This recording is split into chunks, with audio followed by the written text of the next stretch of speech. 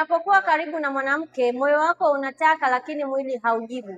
Mwili haujibu kwa sababu maumbile yako yanasimama kwa muda mfupi alafu yanasinyaa. Maumbile yanasimama kwa uregevu, maumbile yananywea wakati wa tendo la ndoa, lakini pia ukienda kimoja chali unashindwa kurudia raundi ya pili kwa wakati. Baya zaidi, kipindi ambacho unamwandaa tu mwanamke unakuwa tayari umeshamwaga maumbile, ameshasinyaa na kurudi ndani. Unakuwa hauna uwezo tena wa kushiriki tendo la ndoa na kulimaliza. Unajikuta unakwepa hata mahusiano kwa sababu ya aibu, na hali hii imewatesa wanaume wengi sana kuliko ambavyo unafikiri. Na ukweli ni kwamba sio wewe peke yako. Lipo suluhisho la kutibu nguvu za kiume bila changamoto yoyote kiafya, ukawa na uwezo mzuri wa kurudia raundi ya pili kwa wakati, kwenda bao 3 mpaka 5 na kuendelea. Maumbile yako kusimama strong wakati wa asubuhi, hata ule wakati ambao unashiriki tendo la ndoa. Yaani kiujumla unaweza kurudisha uwezo wako, performance yako pamoja na stamina nzuri, na ukaweza kumfikisha mwanamke kileleni bila changamoto yoyote. Wasiliana na mimi kama wewe ni mwanaume mmoja wapo ambaye unapitia hizi changamoto